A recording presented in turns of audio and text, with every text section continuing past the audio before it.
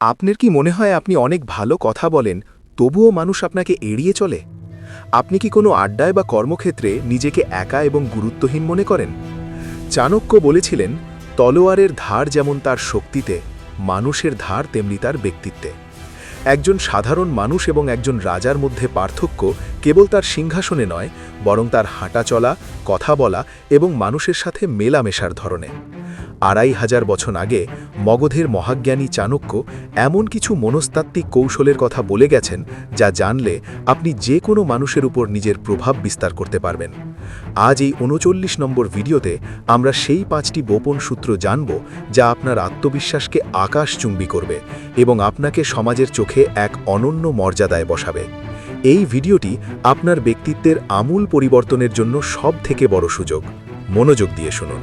চাণক্যের প্রথম শিক্ষা হল কথার চেয়ে কাজের গভীরতা বাড়ানো।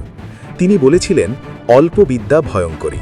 অর্থাৎ যারা খুব বেশি কথা বলে কিন্তু কাজ কম করে, তাদের কেউ গুরুত্ব দেয় না। একজন প্রভাবশালী মানুষের প্রধান গুণ হল সে কম কথা বলে এবং যা বলে তা অত্যন্ত গুরুত্বের সাথে পালন করে। আপনি যদি সারাক্ষণ বকবক করেন, তবে আপনার কথার মূল্য কমে যাবে। চাণক্য শিখিয়েছেন, আপনার প্রতিটি শব্দ যেন একটি তীরের মতো লক্ষ্যভেদী হয়। যখন আপনি কম কথা বলেন, তখন মানুষ আপনার কথা শোনার জন্য ব্যাকুল হয়ে থাকে। মৌনতা হল ব্যক্তিত্বের একটি অলংকার। আপনি যতটা রহস্যময় থাকবেন, মানুষ আপনাকে ততটা সমীহ করবে। অহেতুক হাসাহাসি বা অপ্রয়োজনীয় তর্কে জড়ানো বন্ধ করুন। নিজের গাম্ভীর্য বজায় রাখুন। দ্বিতীয় শিক্ষাটি হল পোশাক এবং শারীরিক ভাষা বা বডি ল্যাঙ্গুয়েজ।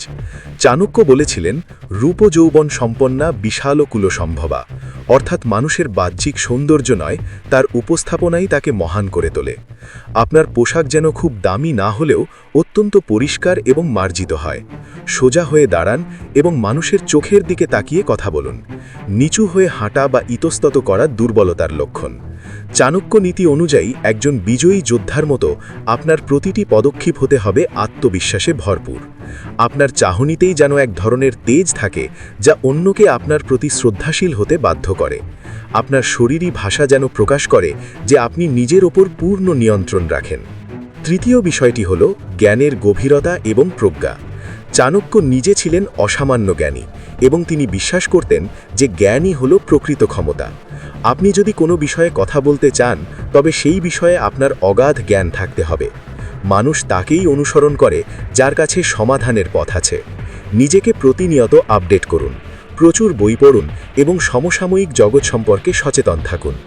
যখন মানুষ দেখবে যে আপনার কাছে প্রতিটি সমস্যার যুক্তিযুক্ত সমাধান আছে, তখন তারা স্বয়ংক্রিয়ভাবেই আপনাকে তাদের নেতা হিসেবে মেনে নেবে।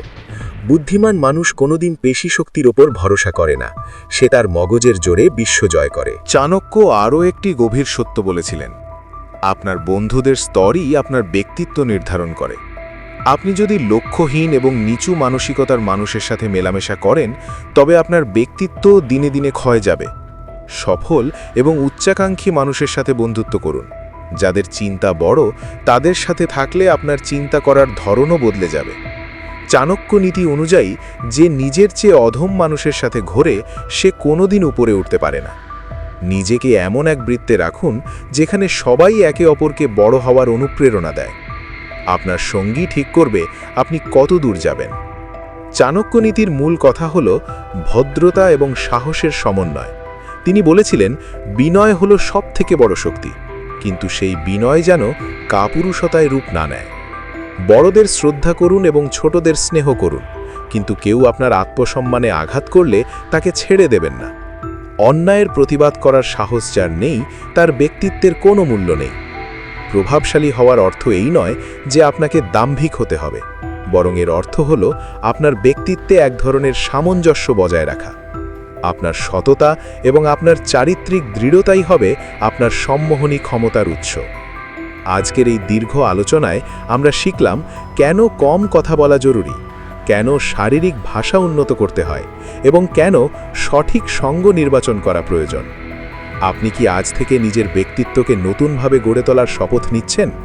আপনার কি মনে হয় ব্যক্তিত্ব পরিবর্তনের জন্য এই 5টি সূত্র আপনার জীবনে কোনো পরিবর্তন আনতে পারবে? কমেন্টে লিখে জানান আপনার ভাবনা। আপনার এক একটি মন্তব্য আমাদের এই 20,000 সাবস্ক্রাইবারকে আবার সক্রিয় করতে সাহায্য করবে। স্টুডিও শঙ্কর সবসময় আপনার প্রতিটি পদক্ষেপে আপনাকে গাইড করতে পাশে আছে। আজ এখানেই বিদায় নিচ্ছি, দেখা হবে পরবর্তী 40 নম্বর ভিডিওতে। নিজের ব্যক্তিত্বের ছটায় জগৎকে আলোকিত করুন। ভালো থাকুন, সুস্থ থাকুন।